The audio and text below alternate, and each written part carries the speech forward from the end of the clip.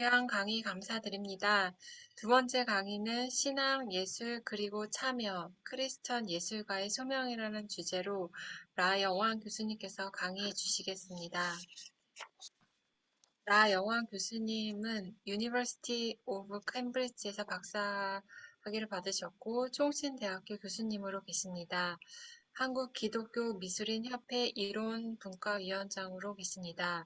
주요 저서로는 모네의 일상을 기적으로, 반고흐의 예술과 소명, 김홍도처럼 생각하고 김홍도처럼 행동하라, 반고흐 나를 물들이다, 그리고 김진명, 서성록, 안명준, 김희순, 유경숙 선생님과 함께 기독교 미술 6개의 시선 등이 있습니다.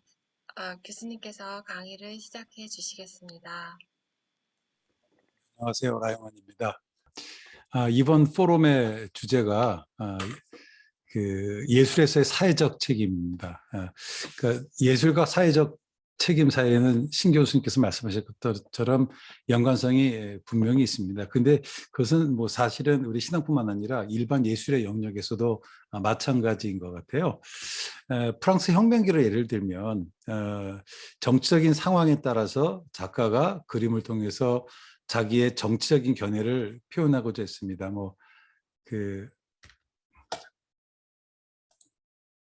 자, 그리고 이 다비드가 가장 대표적인 예일 텐데요.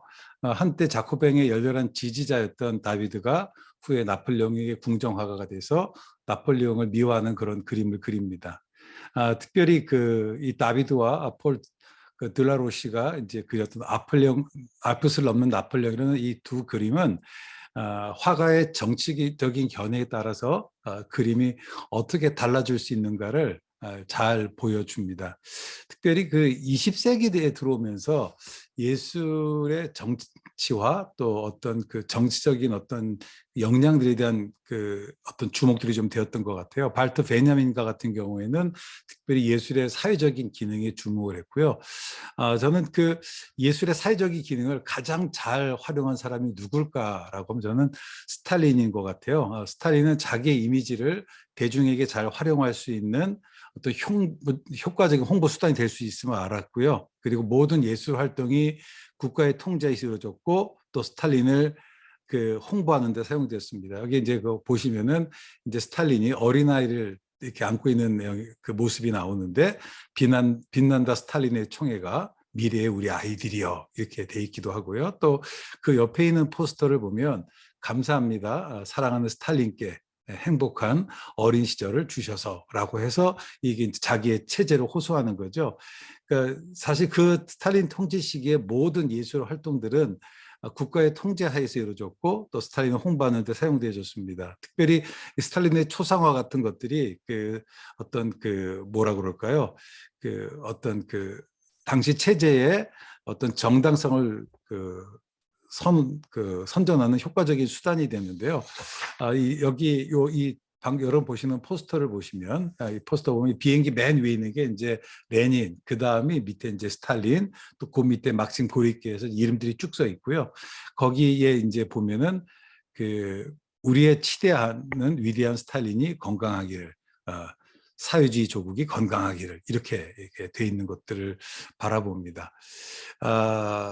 특별히 그 막심 고르키 같은 경우는 사회주의 리얼리즘을 강조하면서 예술의 역할은 삶을 진실되게 보여주는 거라고 주장을 했습니다.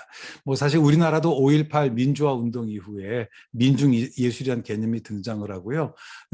그 어떤 그 예술이 사회적 운동의 한 축이 되어서 모든 형태 억압을 분쇄하고 민중이 주체가 되는 새로운 역사를 이루고자 했습니다.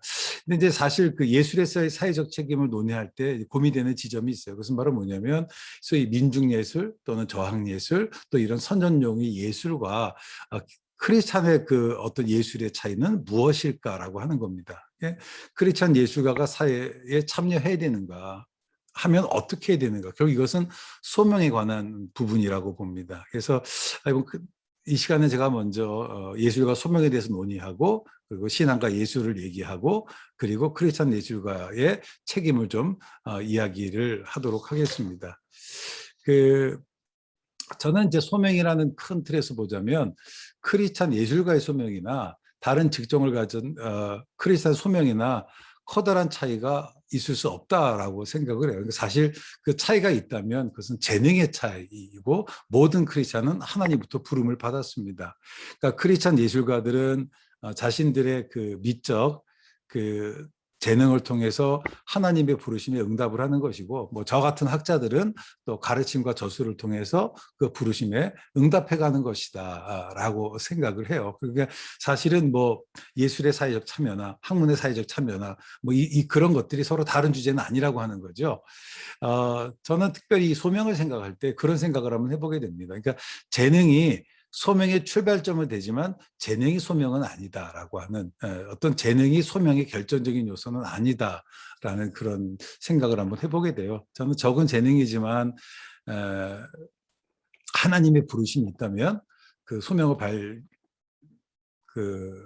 달성할 수 있다고 생각이 드는데, 저는 뭐 여러분 아시다시피 미술을 전공한 사람도 아니고 또 아이들 현장에서 미술을 가르쳐본 경우, 학교에 중고등학교 현장 속에서 아이들을 가르친 사람이 아닌데, 어떻게 하다 보니까 이제 그 여러 달 전에 중고등학교 학생들을 위한 미술 교재를 만들어 좋겠다는 그 요청을 받았어요. 요청을 받았고 이제 다음 달에 두 권이 나와요. 하나는 이제 김홍도를 주제로 한 게 나오고 하나는 이제 고흐를 주제로 한 게 나옵니다. 그래서 김홍도는 일반 학교에서 쓰여지고 이제 고흐는 크리스찬 학교에서 익스트라 커리큘럼 액티비티로 이제 사용되기는 하는데, 저는 그때 그 굉장히 부담스러웠지만 저는 그 요청을 하나님의 그 부르심으로 이해를 했습니다. 그래서 저는 이걸 해가면서 어떤 생각이 들었냐면, 재능도 중요하지만 어쩌면 그 적은 재능을 가지고 있을지라도 하나님의 부르심에 응답하면 하나님께서 그에게 필요한 능력도 주시고 또 필요한 여건도 허락해 주시지 않는가라는 생각을 해보고, 뭐 그런 관점 속에서 사실은 오늘 이 사회적 책임에 대한 주제를 좀 다루고 싶습니다. 그 고흐의 그림인데요. 이 고흐가 27살 때 그렸던 그림입니다. 그러니까 오늘날 고흐하면 뭐 위대한 화가, 뭐 천재적인 재능을 얘기하지만 화가가 처음 되었을 때 27살에 그렸던 그림치고는 뭔가 조금 덜 훈련된 사람처럼 보이지 않으세요? 여러분이 그냥 대학에서 미술 전공할 때 나는 그래도 이거보다 좀 더 괜찮게 그렸다. 그런 생각 안 하십니까? 아마 그런 생각 하실 거예요. 그러니까, 우리들이 잘 아는 것처럼 고흐는 사실은 자기 스스로 천재적인 재능이 있었다고 생각하지는 않았던 것 같아요. 원래 고흐의 꿈은 화가가 아니라 목사가 되는 거였습니다. 근데 목사가 돼서 복음을 전해주는 그런 일들을 하고 싶었는데, 그 보리나주 탄광에서 이제 그 여기 화면에 보면 그 탄광의 모습이고 밑에 그렸던 그림, 요때는 오히려 좀 더 잘 그렸던 것 같아요. 근데 이제 그곳에서 생활하면서 이 가난한 사람들의 모습을 이렇게 경험하게 됩니다. 그 옆에 있는 그 집이 그 베스메스의 고흐가 머물렀던 집인데요. 포베드룸 하우스입니다. 그런데 이제 그 광부들의 가난한 모습을 내다보면서 도무지 마음에 봐서 견딜 수가 없어가지고 그 집의 월세를 빼서 자기는 그 옆에는 헛간에서 자고 그 월세로 가난한 사람들을 돌보는 일들을 해요. 그리고 이제 그 6개월 동안 수수 전도사가 끝나고 나서 교단 지도부에서 이제 고흐가 목사가 될 자격이 있나 없나 심사를 하는데 고흐가 심사에서 떨어졌어요. 이유는 뭐냐면 이렇게 거룩한 성직자가 가난한 사람처럼 옷을 입고 가난한처럼 생각을 했다라고 하는 거죠. 지금 같으면 상당히 존경받을 목회자의 모습이지만 그때 부르주아적인 교회 눈에는 그게 잘 맞지 않았던 것 같아요. 고흐가 혼란에 빠지기 시작합니다. 상당히 비교적 안정된 직장을 포기하고 뒤늦게 목사의 길로 들어서기로 했는데 일이 뜻대로 지나지 않았어요. 이게 이제 그 당시 고흐가 그렸던 그림이에요. 여전히 그림은 잘 못 그리는 것 같아요. 그러니까 27살 이 그림들을 보면. 그런데 이 고흐가 이제 계속 그 교단 지도부를 찾아가가지고 나 목사 받아야 돼, 안수 받아야 된다. 나는 빨리 런던에 가서 가난한 사람들에게 복음 전해주고 싶다라고 하는데, 우연히, 정말 우연히, 그러니까 이 교단 목사님 귀찮을 거 아니에요. 고가 가고 있던 이 수첩에 하나가 살짝 펼쳐진 겁니다. 뭐 이 그림은 아닐 텐데 이런 그림과 비슷한 그림이 그려져 있었어요. 그러니까 이 목사님이 뭐라고 얘기하냐면 이렇게 말씀하세요. 너 그거 뭐냐? 제가 오다 가다 그린 그림인데요. 이 목사님이 꾀가 났습니다. 어떤 꾀가 났냐면, 너무 귀찮잖아요. 그래서 너 그림 잘 그리네. 너 화가가 돼. 그게 네 소명에 이런 거예요. 그래서 고흐가 화가가 됐습니다. 그러니까 지금 생각해 보면 참 어처구니 없는 일이거든요. 그러니까 고흐가 자기가 화고로 되고자 했던 시점에 그려던 이 그림들을 보면 결국 그림을 잘 그렸다 할 수 없어요. 그런데 고흐는 그 말을 받아들이고 그걸 자기의 서명으로 받아들입니다. 그때 이제 고흐가 자기 동생이 했던 그 말이 뭐냐면 복음 속에 렘브란트가 있고 렘브란트 속에 복음이 있다. 설교자가 하는 일과 예술가가 하는 일이 다르지 않아 라고 이야기를 합니다. 그렇게 해서 그림은 그에게 소명이 됩니다. 근데 문제는 뭐냐면 27이라는 늦은 나이에 화계율을 들었었기 때문에 이게 그림 그리는 게 쉽지 않은 거예요.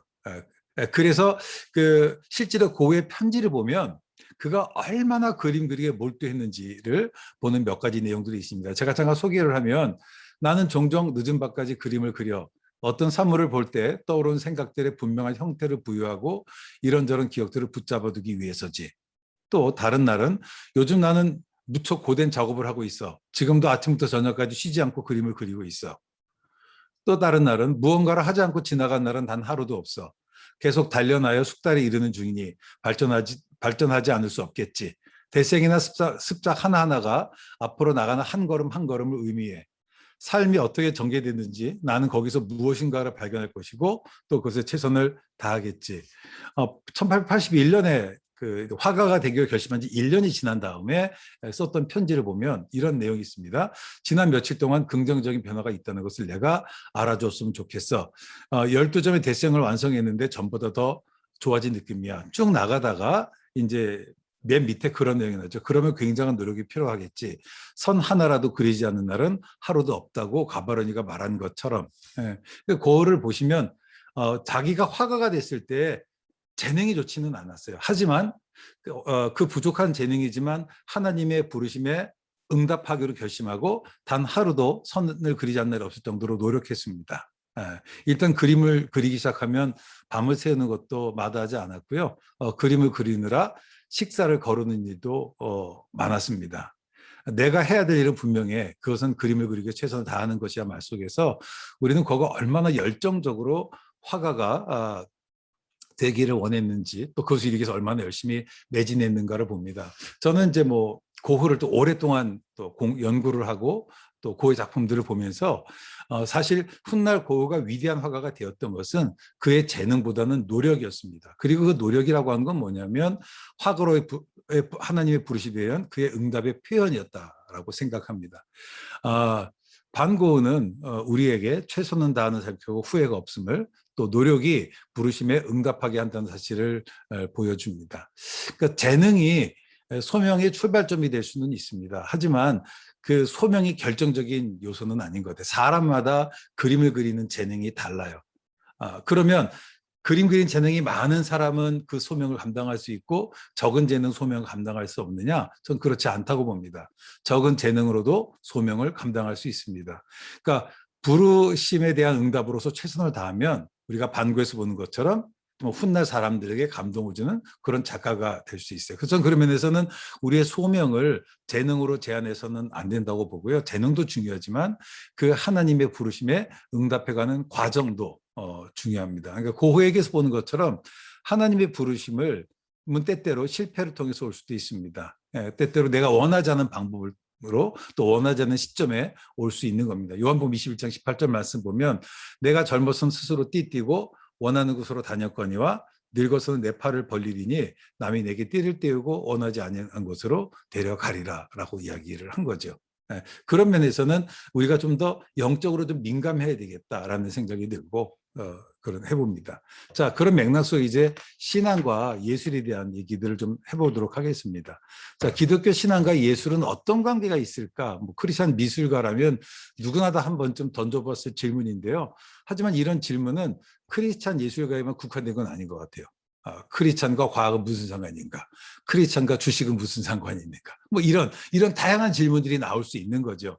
그러니까 저는 이런 질문 속에는 어쩌면 기독교와 문화를 분리시키는 어떤 이원론적인 세계관이 자리 잡고 있는 것이 아닌가라고 생각을 합니다.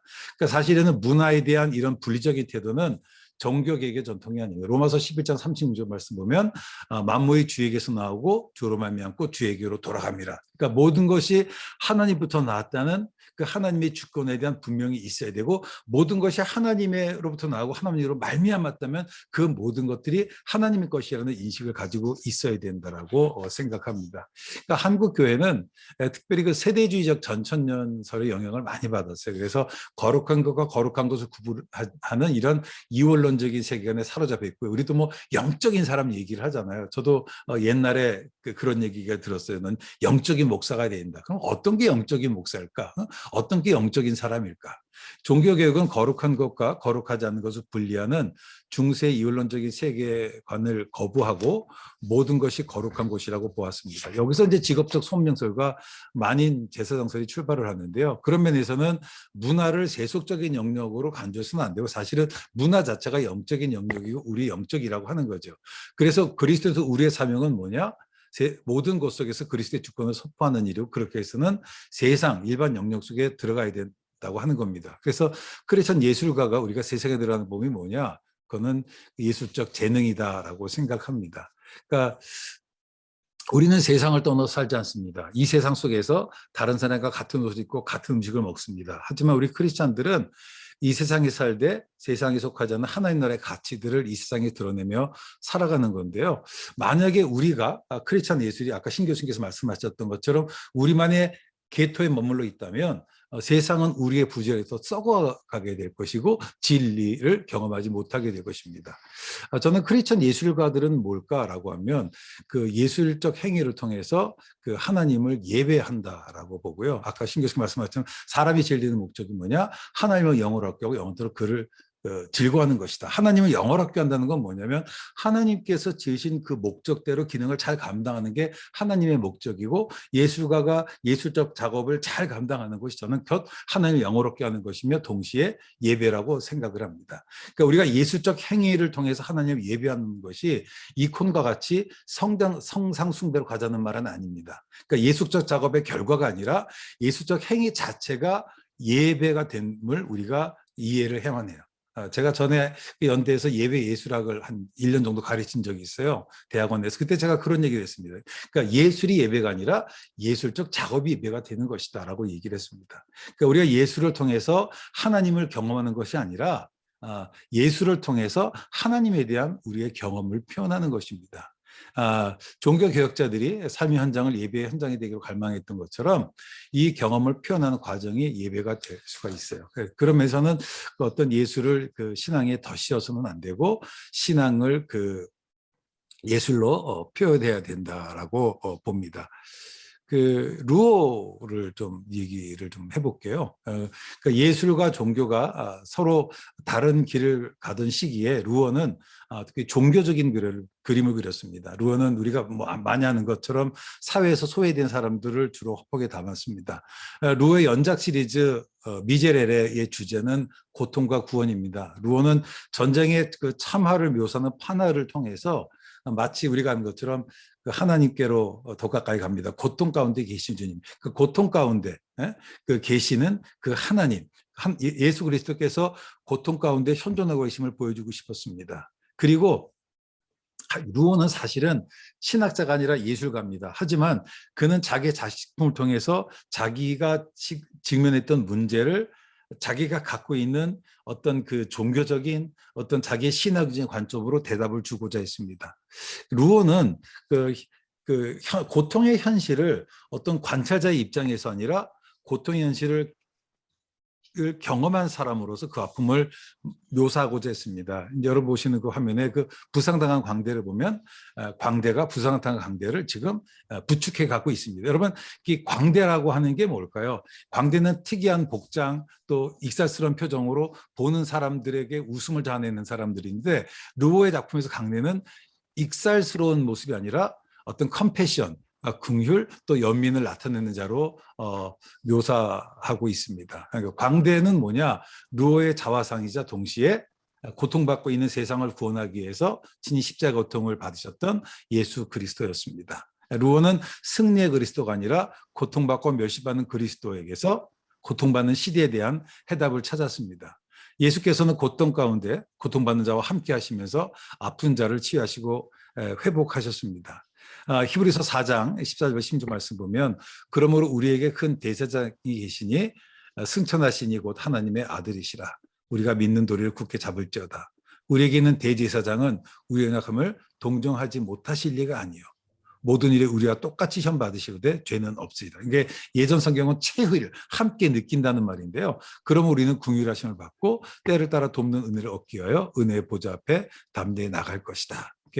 루오의 멸시받는 그리스도라는 작품입니다. 그래서 우리의 고통을 연약함을 함께 느끼셨던 그 예수님을 그림 속에서 묘사합니다. 루오는 슬픔 너머에 있는 희망을 예수 그리스도에게서 보았습니다. 굴곡진 삶의 한가운데 임재하신 그 그리스도의 임재 가운데 구원의 희망을. 그래서 루오의 작품을 보면 그 외곽 지역의 그리스도라는 작품을 보면 가난자와 함께 걸어가시는 예수 그리스도의 모습을 보여주고 있고 여러분 화면에 왼쪽에 보시면 긴 고통의 구시가지에 에서라는 그 보면 커다란 나무 아래 이제 두 개의 가족들이 있어요. 그런데 화면 중앙에 있는 나무는 제목이 말하는 것처럼 긴 고통에 지친 가족들을 위로하는 것처럼 보이고 이것은 예수님에 대한 하나의 메타포가 아닌가라고 생각을 합니다. 그러니까 저는 크리스천 미술이 사람들에게 외면을 받는 것은 저는 우리가 너무 종교적이기 때문에 그렇다고 보질 않아요. 문제는 우리의 종교성이 개인의 신앙 고백에 머물고 밖으로 확장되지 않은 데 있다고 봅니다. 루어는 그가 살던 시대의 문제들을 자기의 작품들을 통해서 표현했습니다. 그 작품을 감상하는 사람들은 루어의 작품을 통해서 어떤 함께함과 체율의 감정을 느낄 수 있었습니다. 루어는 시대의 문제를 분노의 눈이 아닌 체율하시는 그리스도의 눈으로 바라봤습니다. 그리고 동시대 사람들이 아파하는 문제를 기독교 신앙의 관점에서 바라보고 대답했습니다. 저는 루어는 크리스천 예술가들이 이 세상 속에서 소명을 어떻게 이해하며 발휘하는가를 잘 보여준다라고 생각을 합니다. 이제 그 예술가사의 참여 이제 마지막 주제로 좀 들어가려고 하는데요. 그 복음을 통해서 삶의 구조를 변화시키려는 변혁 모델의 피르손 역사라는 웨버의 주장처럼 크리스찬 예술가들은 그들의 그 예술 행위를 통해서 이 책임을 감당을 합니다. 그리고 이 책임을 감당하는 과정이 예술가로서의 하나님의 부르심에 응답해가는 과정입니다. 그래서 저는 크리스찬 예술가의 소명에는 저는 참여에 대한 책임이 있다라고 봅니다. 뭐 신 교수님께 소개하셨지만 니콜라스 워터스포츠에서 아트 인 액션에서도 얘기하는데 인간은 뭐냐? 인간은 책임지는 존재라고 하는 거예요. 우리 모두는 책임으로부터 자유롭지 않습니다. 우리 크리스천 예술가들이 정말 어떤 신앙적 궤태에 머물러서 개인의 신앙을 표현하는 데 머물리지 말고 자기가 살아가는 시대를 바라보고 또 바라보면서 그 시대가 왜 문제가 무엇인지 파악하고 그런 시대적 문제들에 대해서 성경을 통해서 대답을 해야 된다. 프란시스 셰퍼가 그런 얘기를 합니다. 당신이 젊은 그리스도인 예술가라면 20세기 예술의 형식으로 예술 활동을 해야 하고 자신이 속한 문화의 특징들을 보여줘야 하며 조국과 시대성을 반영하고 기독교 세계관으로 바라본 세계의 본질을 구현해야 된다. 즉 크리스천 예술가들은 자기가 속한 세계의 문화적인 특성과 그 시대성을 유지를 해야 하며 동시에 한 발로는 그러지만 다른 발로는 기독교 세계관으로 자기가 속한 그 감성은 유지하면서 그 시대적 문제점들에 대해서 대답을 제시해야 될 사명이 있습니다. 저는 우리가 이 사명을 감당해서 뭐가 필요할까? 저는 하나님의 음성을 듣는 것이 필요한 것 같아요. 그 하나님은 말씀하시고 우리는 듣습니다. 저는 예술적 작업에 있어서도 들음과 봄이 그 들음이 먼저 있어야 된다고 생각하는데요. 제가 뭐 이제 사진을 좀 이렇게 취미로 찍다 보니까 사진을 잠깐 예를 들면 사진이라는 단어가 이게 에드워드 그러니까 그 허셀이라는 사람이 1839년에 사진이라는 단어를 처음 썼어요. 근데 사진이라는 이 단어는 포터스, 빛을 의미하는 포터스와 그라페인, 투 드로우의 합성어예요. 그러니까 사진이란 그 정의의 뜻이 뭐냐면 빛으로 그린 그림입니다. 그러니까 사진은 빛으로 그렸어요. 그러니까 제가 학교 수업 때 그런 얘기였는데 사진이 만약에 빛으로 그린 그림이라면 누가 빛을 그릴 수 있을까요? 그 엄청난 빛을. 우리는 그릴 수 없잖아요. 그래서 이제 카메라는 저는 어둠 상자, 단지 빛을 받아들이는 도구고, 그래서 이제 그 사진의 주체는 빛이라고 한다면 빛은 그 하나님의 몫이라고 하는 거죠. 그래서 사진가 역할은 뭐냐? 이 어둠 상자를 가지고 하나님 주신 빛의 양을 조절하는 빛을 담아내는 겁니다. 저는 그런 면에서 사진의 주체는 내가 아니라 하나님이라고 보고 사진은 사진은 저는 그래서 이렇게 정의를 하고 싶어. 사진은 뭐냐? 겸손하신 하나님께서 우연의 가정에 수리해 주시는 선물이다. 그리고 사진을 찍는다는 것은 이 선물을 담아내는 행위다. 지난 주간에 그 인사동에서 기독교 미술인 협회에 전 있었는데 제가 이 작품을 냈습니다. 제가 이제 저희 아내랑 문경세제를 걸어가다가 약수터에서 이렇게 있다가 봄바람에 이렇게 나뭇잎이 살짝 흔들리는 모습을 보면서 이제 카메라에 담았어요. 후보종 안 한 거예요. 담았더니 이런 것들이 났습니다. 그러니까 칸트가 그런 얘기예요. 예술이라는 게 뭐냐? 예술은 어떤 사물 자체를 바라보는 것이다. 그러니까 전 제가 사진을 찍다 보면서 느꼈던 건 뭐냐면 사진은 사실은 대상이 아니라 그 안에 감추어진 본질을 바라보는 것. 그래서 이제 사진을 찍는다는 건 뭐냐면 그 존재로부터 존재의 본질을 듣는 거다. 우리가 여러분 그 증명사진을 지금 다 마음에 안 드시잖아요. 왜 그럴까요? 카메라 사진 찍는 분이 앉으세요. 하나, 둘, 셋, 빵 찍는 거예요. 사람마다 왼쪽, 오른쪽 잘난 모습이 다르잖아요. 예? 그 나태주 선생님 풀꽃에서 오래 보아야 사랑스럽다, 자세히 보아야 예쁘다, 너도 그렇다라고 하는 것처럼 이게 어떤 대상을 오랫동안 바라봐야 되는데 오랫동안 바라봐야 돼요. 그래서 저는 그 사진 찍을 때는 저는 먼저 그냥 앉아요. 가만히 앉아 한 장소에 앉아 있으면 어느 날 내 주변에 그 앞에 있는 환경 1시간이 2시간, 3시간일지 모르지만 눈에 확 다가올 때 있더라고. 저는 이것을 들음이라고 봐요.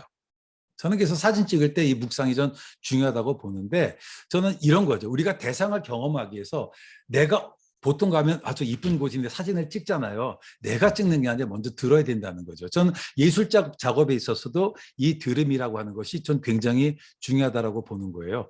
저는 특별히 그 고흐 같은 그 분을 좀 이야기하고 싶은데 그 고흐는 고흐의 예술적 작업의 출발점은 뭐냐? 그건 성경이었습니다.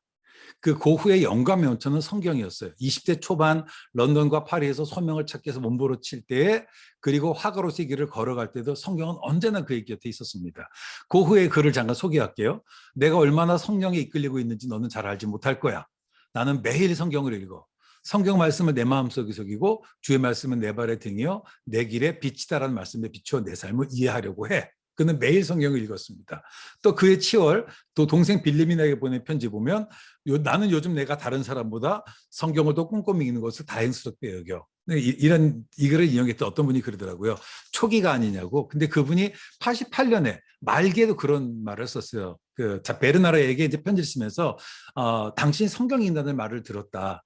정말 잘한 일이다. 내가 그렇게 얘기하고 싶었는데 내가 억지에 왔는데 당신이 성경 읽는 거 보니까 내가 너무 기쁘다라고 얘기하면서 맨 마지막 그런 말 있잖아요. 그분의 말씀은 너무 풍부해서 창조하는 힘, 순수한 창조의 원동력이 됩니다. 저는 이 말이 많이 와닿는 것 같아요. 그러니까 반 고흐는 성경의 사람이었습니다. 그는 작품의 영감을 얻기 위해서 계속해서 성경을 읽었습니다. 폴 리케르는 그런 얘기예요. 기독교 역사는 성경에 대한 끊임없는 읽기와 그 성경을 다시 살아있는 말씀으로 변화시키는 노력의 역사다. 저는 이 똑같은 말을 이게 이제 사이 신학자의 작업인데 똑같이 이거 크리스천 예술가의 작업이라고 봐요. 크리스천 예술가의 작업은 뭐냐? 성경을 끊임없이 읽고 그 성경을 다시 한번 살아있는 말씀으로 그것을 변화시켜서 조각으로 또는 그림으로 표현하는 것이라고 봅니다.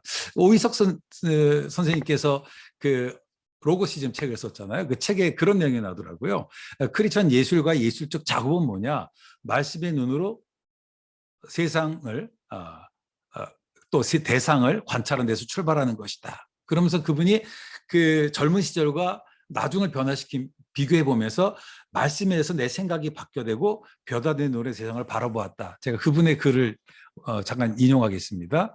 그러나 점차로 말씀의 눈이 열렸고 말씀의 눈으로 세상이 보이기 시작했다.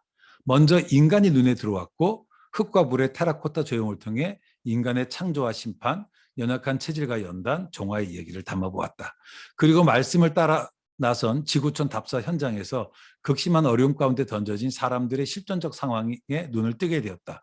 이렇게 확장된 말씀의 실천과 참여적인 관심은 점차 작품 세계를 환경과 현장 속으로 이끌어갔고 결국 대지는 자연을 누리는 작업에 이르게 되었다. 이제 대지예술을 하게 된 계기를 설명한 건데요. 그러니까 반고 역시 그랬던 거죠. 성경을 읽고 화가로서의 자기 소명을 발견했습니다. 박수근 역시도 성경에서 그 작품의 모티브를 발견했는데요. 그 서성덕 교수님의 글을 보면 박수근의 작품에 나타나는 빈민의 미학이 내 이웃을 내 몸과 같이 사랑하라는 성경에서 나왔다고 말씀하고 계십니다. 그러니까 크리스천 예술가들은 긍휼의 눈으로 세상을 바라보아야만 합니다. 우리는 즐거워하는 자들과 함께 즐거워하고 우는 자들과 함께 울어야 합니다. 이 긍휼은 공감 능력을 인데요. 저는 크리스찬 예술가에게 이 시대가 요구하는 게 있는 것 같아요. 이게 뭐냐면 공감 능력인 것 같습니다. 박수근 선생님이 글을 좀 인용합니다. 버림받은 자의 친구가 되고 싶었습니다. 그리고 나보다 남들을 위해서 일할 수 있는 사람이 되고 싶었어요. 크리스찬으로서 가난하고 버림받은 자들을 위해 무언가를 할 수 있다는 것은 보람된 일입니다. 뭐 이제 공감하면 뭐 떠오르는 화가가 반고흐죠. 고가 그렸던 그 인물 주로 광부와 직조국, 농도민 같은 가난한 소시민이었습니다. 고는 자기를 농민화가라고 불리는 걸 굉장히 좋아했는데요. 자기를 농민화가 불렀던 이유는 농민의 소재로 그림을 그렸던 것이 아니라 농민의 눈으로 농민을 바라보았기 때문에 그렇습니다.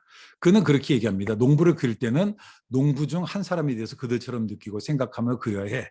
그래서 그가 농부를 단순히 그 묘사의 대상이 아니라 함께 웃고 웃어야 할 동료로 감지했다는 사실을 보여줍니다. 이것이 반고흐와 다른 화가들의 차이점이고요.